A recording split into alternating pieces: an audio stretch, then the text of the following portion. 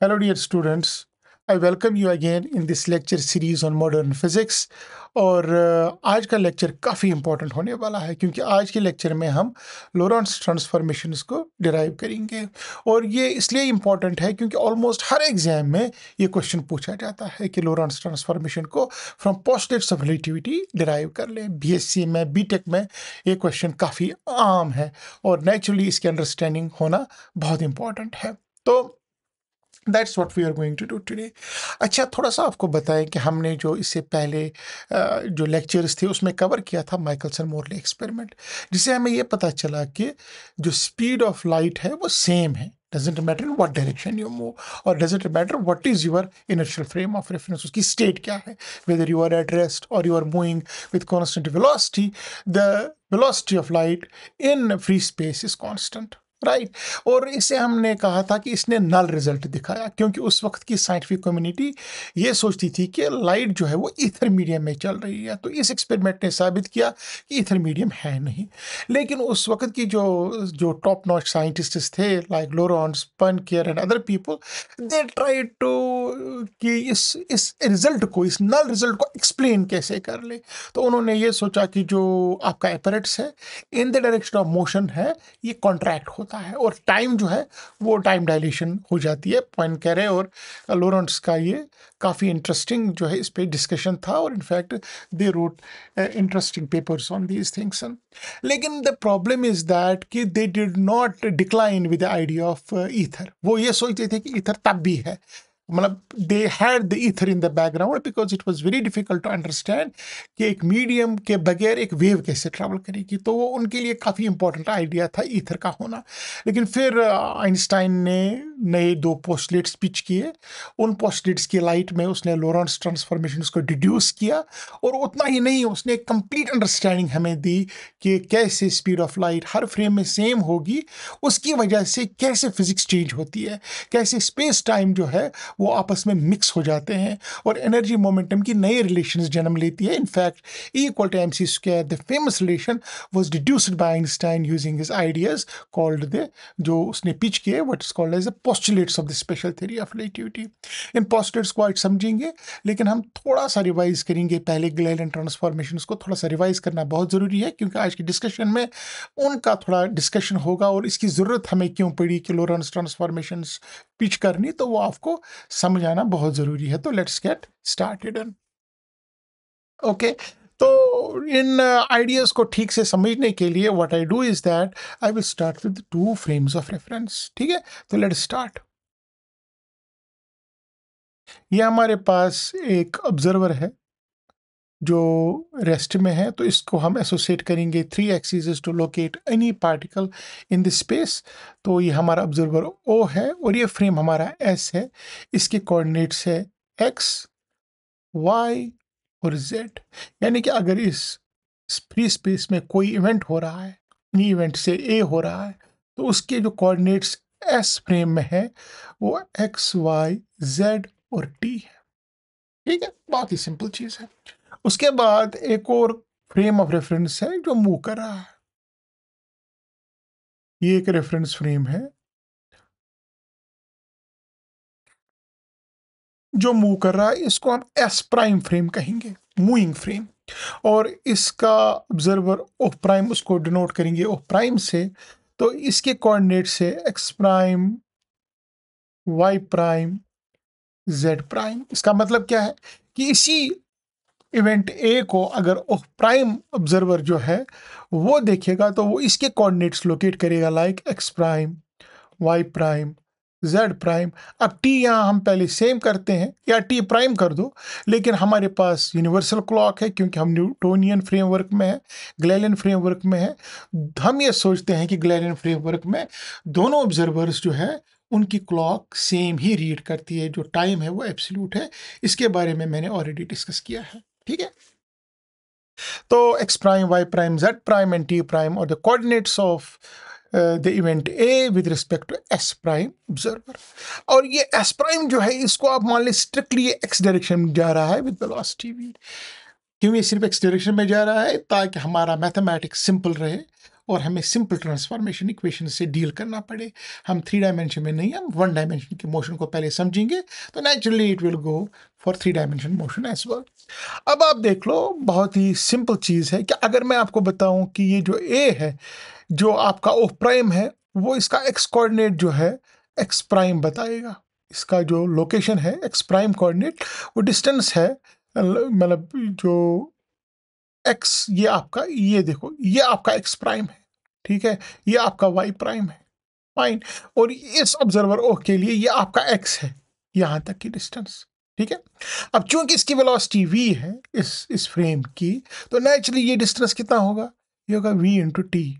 और ये x कितना होगा, x होगा एक तो वी टी और plus ex prime, so it will be ex prime plus v T, which means ex prime is x minus v T. ये हमने ऑलरेडी डिस्कस किया है, इसको हम ग्लेलियन ट्रांसफॉर्मेशन रूल कहते हैं। तो क्या रूल है भाई, what is the rule? Rule is now, जो एक्स प्राइम के कोऑर्डिनेट्स हैं,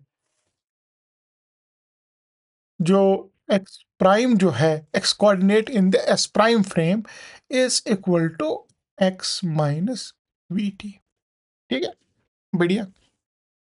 अब क्योंकि हर कोई इनर्शियल फ्रेम सेम होता है, तो रिवर्स ट्रांसफॉर्मेशन क्या होंगे? रिवर्स ट्रांसफॉर्मेशन मतलब होता है कि अगर आप अब यहाँ पर ऑब्जर्वर जो है ये खुद मूव कर रहा है, तो इसको लगेगा कि ये फ्रेम जो है इस डायरेक्शन में जा रहा है विद वेलोसिटी भी, और खुद का अपना आप इसको रेस्ट में लगेगा। तो ये कैसे अपने कोऑर्डिनेट्स को इन एक्स, इसके कोऑर्डिनेट्स को अपने कोऑर्डिनेट्स में एक्सप्रेस करेगा, उसी को हम रिवर्स ट्रांसफॉर्मेशन कहते हैं। सो नेचुरली वो रिवर्स ट्रांसफॉर्मेशन रूल क्या होगा? That would be simply, that would be x is equal to x prime plus v T आएगा, लेकिन मैं t प्राइम भी लिख सकता हूं क्योंकि t और t प्राइम सेम है। सो ये आपका ट्रांसफॉर्मेशन हो गया, ये आपका ट्रांसफॉर्मेशन हो गया, relation between x prime and x, ये उसका रिवर्स ट्रांसफॉर्मेशन है।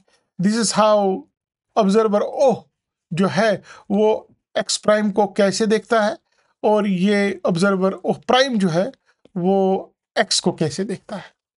This is how one observer translates his coordinates in terms of the observer, other observer, right. जो आपके अपने कोऑर्डिनेट्स हैं वो दूसरे ऑब्जर्वर के साथ कैसे रिलेटेड है, इनको हम कोऑर्डिनेट ट्रांसफॉर्मेशंस कहते हैं।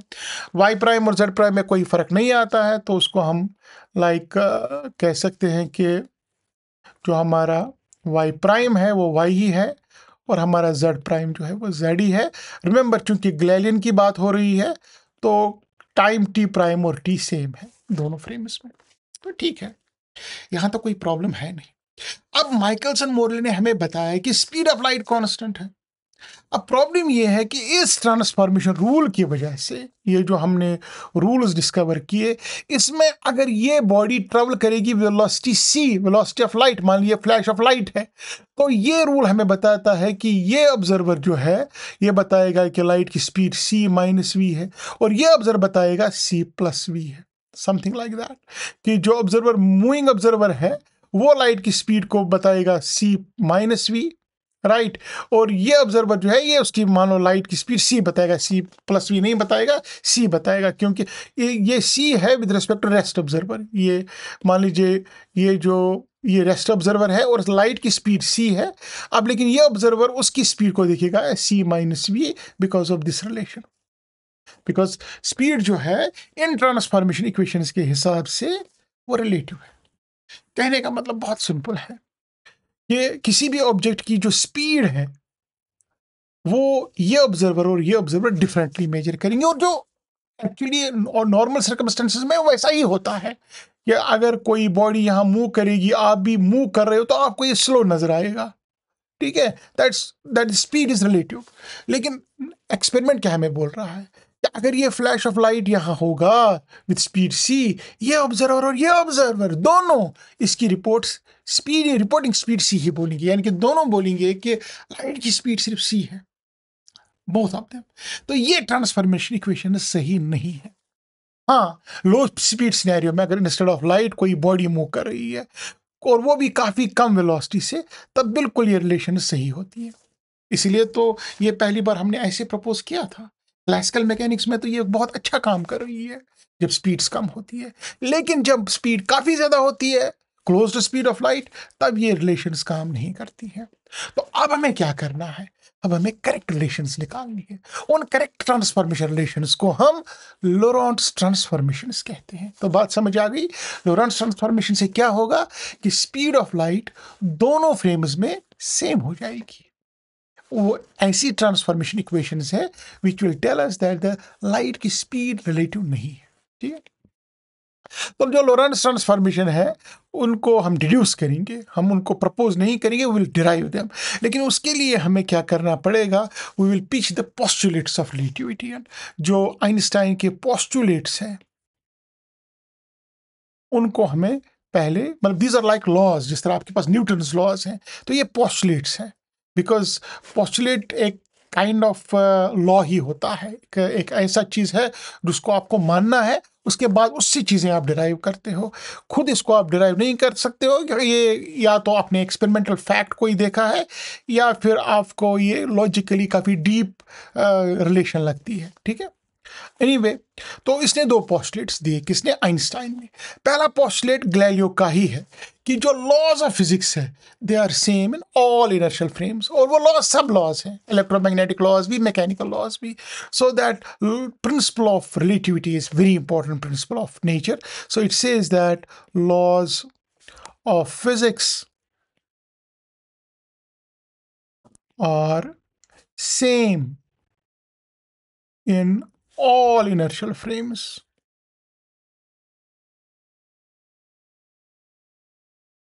यानी कि no inertial frame is better than any other inertial frame. You are doing physics, you do it in inertial frames, and laws of physics have the same form.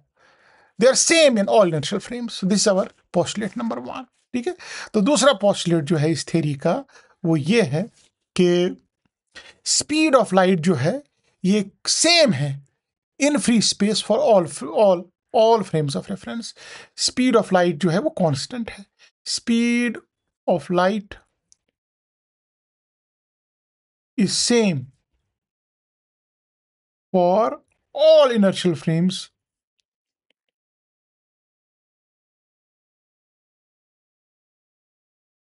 in free space.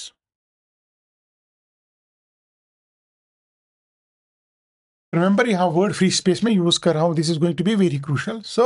तो क्या है दो laws of दो postulates special theory of relativity, इनको हम postulates of special theory of relativity कहते हैं। Postulates of special theory of relativity Einstein ने पिच किए थे, तो मतलब बताए थे। तो laws of physics are same in all inertial frames of reference and speed of light is same for all inertial frames in free space, and that also is the maximum speed, or it is the speed limit of nature, to be in more formal way saying.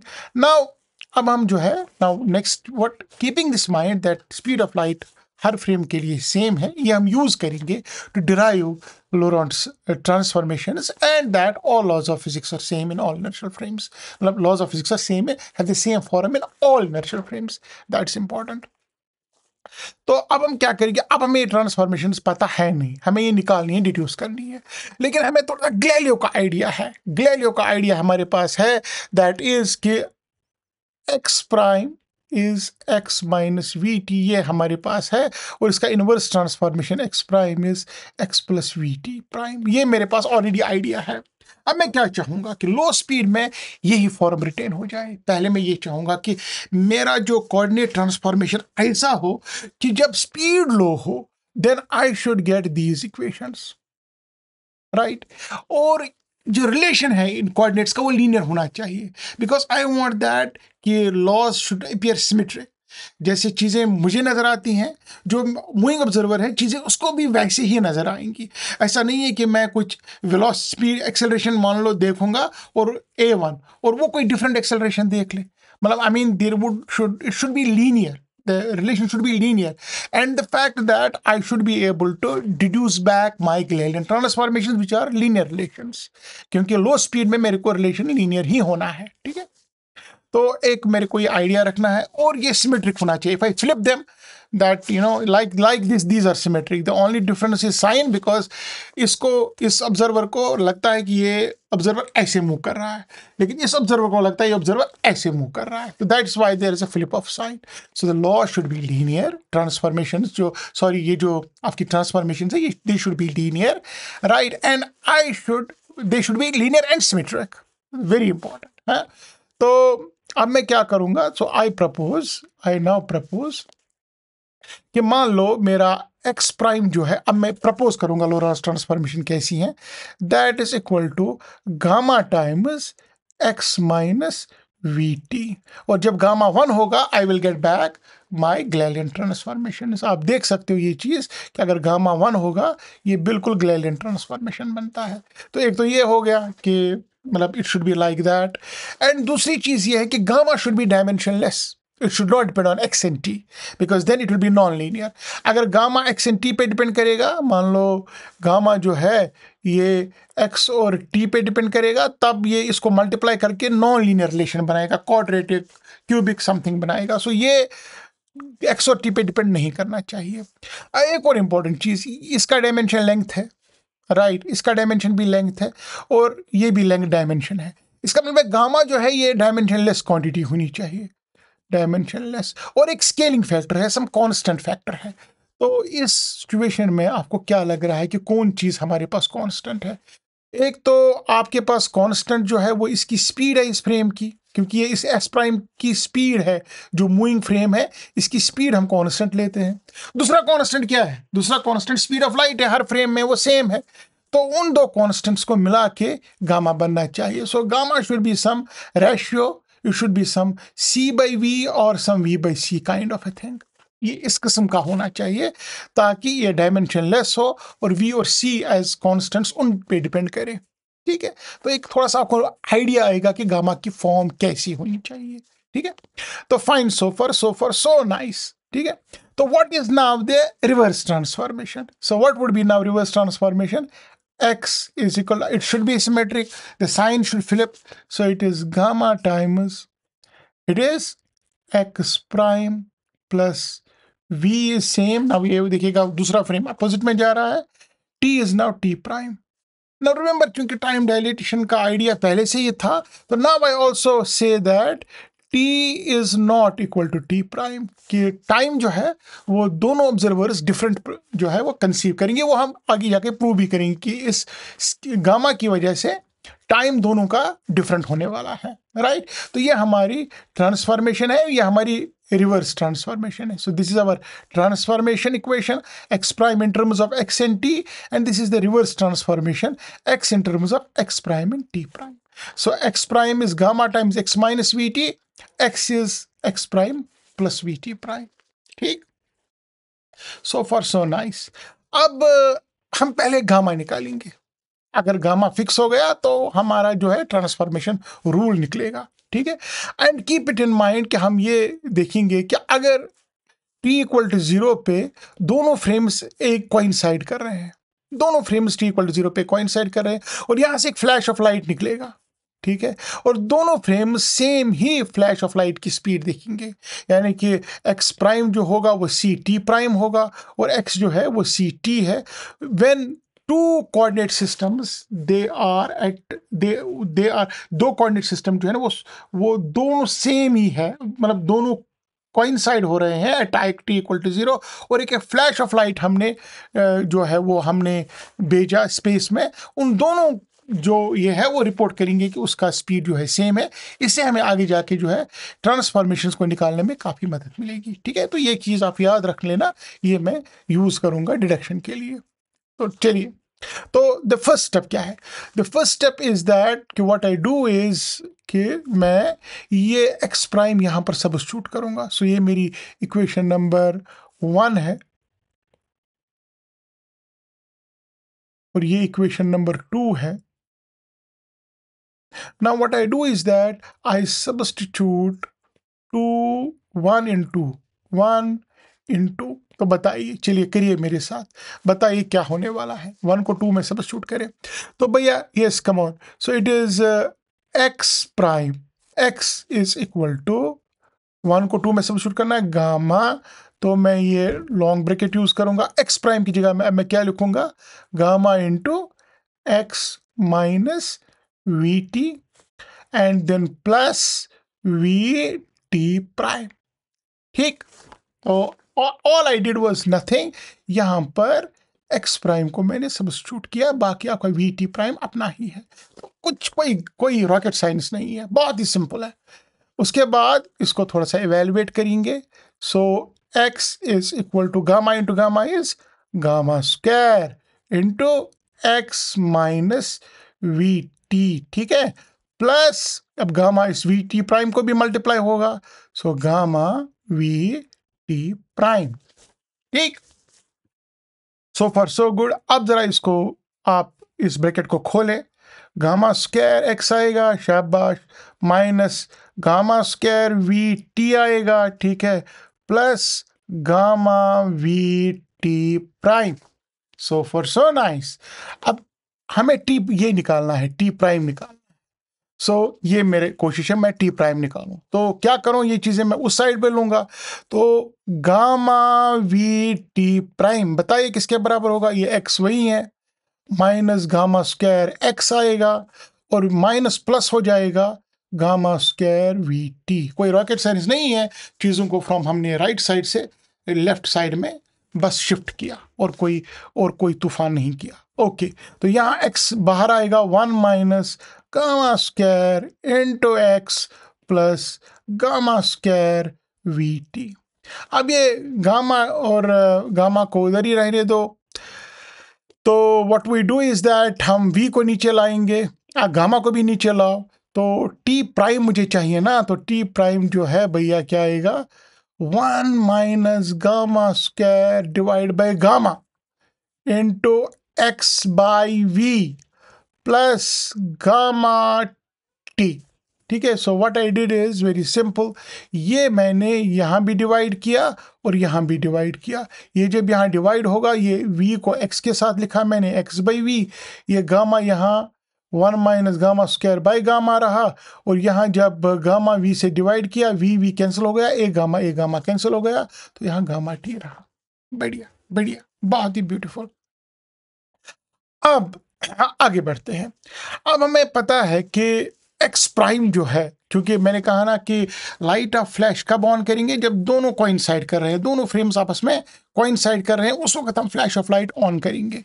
तो उस वक्त x prime जो है वो सी t prime आएगा, right. तो उस वक्त ये रिलेशन है, और x भी उस वक्त क्या होगा, c टाइम्स t होगा। तो इसको हम इंड्यूस करेंगे, यहां पर इसको इंट्रोड्यूस करेंगे। अब x prime c t prime है, इसको देखें आप, तो x प्राइम को मैं लिखूंगा, x प्राइम मुझे ऑलरेडी पता है, it is gamma, it is x minus v T, remember that original relation number 1, yes, x prime is ये है ना बेटा, x prime is gamma into x minus v T, तो इसको मैं यूज करूंगा, और t प्राइम को मैं यहां से यूज करूंगा t प्राइम को, ठीक है। तो इसमें मैं दोनों सब्स्टिट्यूट करूंगा, एक को x प्राइम सब्स्टिट्यूट करूंगा और t प्राइम सब्स्टिट्यूट करूंगा। सो इस इक्वेशन में मैं इस इक्वेशन को ऐसे करता हूं, तो यहां पर मैं इसको क्या करूंगा, what I will do now is that I substitute x prime and t prime in this equation. So I will have gamma, शाबाश, x minus vt, ठीक है, ये ठीक, is equal to c times, शाबाश, t प्राइम की जगह, come on, so टेको बड़ा ब्रैकेट लगाओ, 1 minus gamma square divided by gamma x by v plus gamma times T. ठीक, अब x की जगह आप सी टी भी लगा सकते हो, अनदर इंपॉर्टेंट रिलेशन, उसको आप यूज करें। So gamma, this is come on c t minus v t, very good, equal to c, yes, और बताएं 1 minus gamma square divided by gamma, x की जगह क्या, c t divided by v plus gamma t. अब t throughout cut जाएगा, क्योंकि T भैया हर जगह है, टी, ये टी, ये टी, ये टी, ये टी, सो टी खत्म ही हो गया। तो हमें क्या निकलेगा अब हमें निकला gamma into c minus v is equal to c by we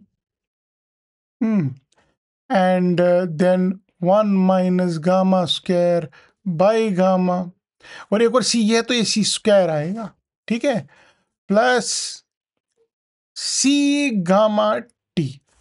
अब सी को कॉमन निकालो तो ये गामा, ये 1 माइनस वी बाई सी आएगा, ठीक, एक सी खत्म हो जाएगा तो ये सी बाई वी ही आएगा।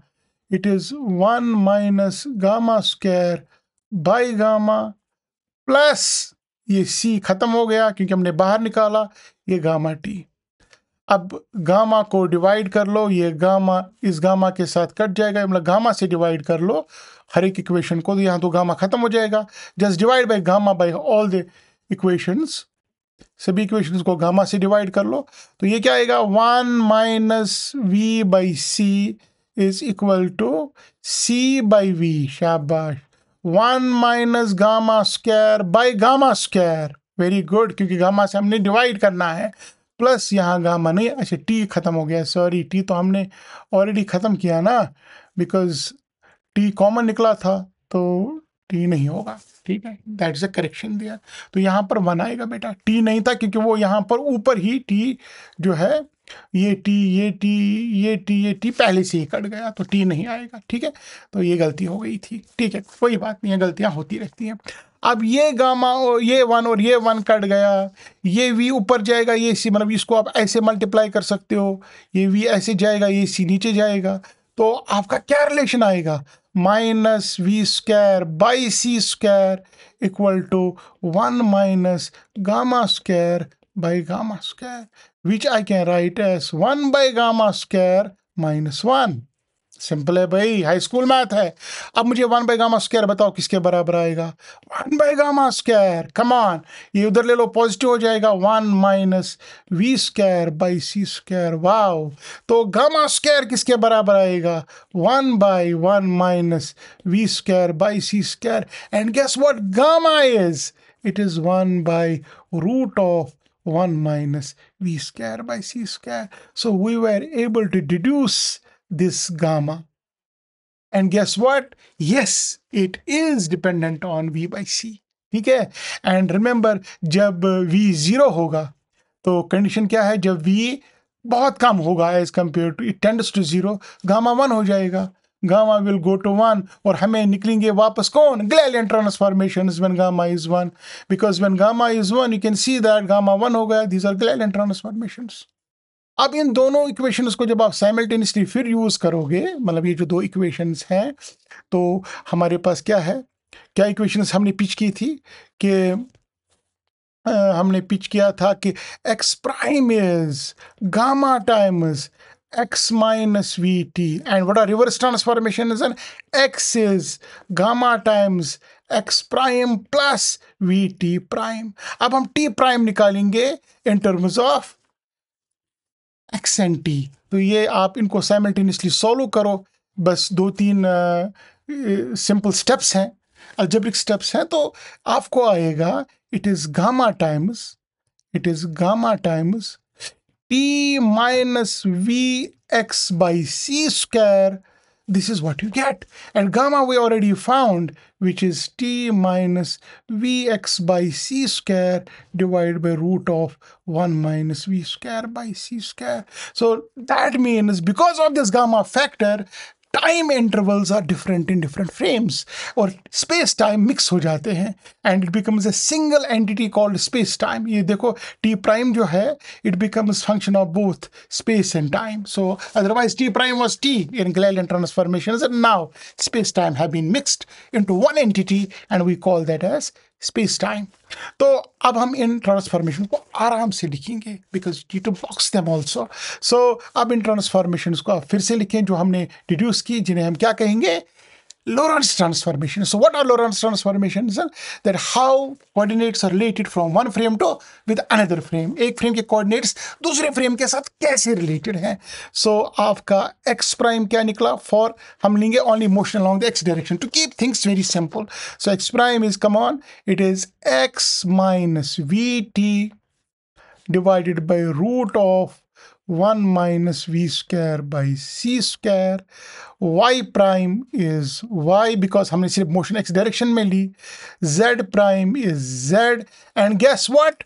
T prime is not t. It is, come on, t minus v by c square into x divided by root of 1 minus v square by c square. These are called the Lorentz transformations. Now, what are the inverse Lorentz transformations? इसकी inverse transformations क्या है? X is equal to, come on, x prime, they are symmetric, vt prime divided by root of 1 minus v square by c square. Y prime is y, z prime is z, and t, sorry that y is, ये आप ऐसे भी लिख सकते हो ना, थोड़ा सा उल्टा हो गया क्योंकि मैं रिवर्स ट्रांसफॉर्मेशंस की बात कर रहा हूँ. तो ये आपको लिखना है कि ये आपको लिखना है y इज इक्वल टू वाई प्राइम, क्योंकि हम उल्टे कोऑर्डिनेट्स लिख रहे हैं ना, z इक्वल टू z प्राइम, और t जो है that would be t plus v x by c square divide by root of 1 minus v square by c square. और इस सब को हम ब्यूटिफुल बॉक्स करेंगे because these are the things that we derived in today's lecture, and they're extremely important for your examination because हर एक exam में ये पूछा जाता है, BSc BTech एग्जाम में, कि Lorentz ट्रांसफॉर्मेशन को डिराइव करें from the postulates of the special theory of relativity. और वही हमने किया, हमने Lorentz ट्रांसफॉर्मेशन को डिराइव किया फ्रॉम द आइंस्टाइन पोस्टुलेट्स. दो पोस्टुलेट्स हैं. एक पोस्टुलेट क्या हमें बोलता है? पहला postulate, laws of physics are same in all inertial frames of reference. दूसरा पोस्टुलेट क्या है? Come on, that what is the second postulate? That speed of light is same for all inertial frames and in free space, and that speed is constant for all frames. उनको हमने implement किया and we derived Lorentz transformations. Now इसकी immediate consequences है.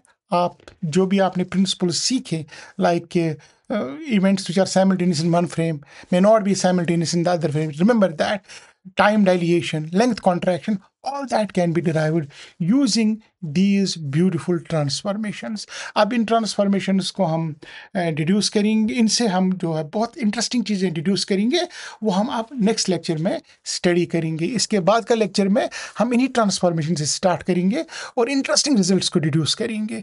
I think that 3 to 4 lectures में we'll be able to cover the special relativity as per BSc BTech syllabus. So thank you very much. I hope that this was very absorbing lecture and you enjoy it the way I enjoyed it with you. And thank you and God bless you.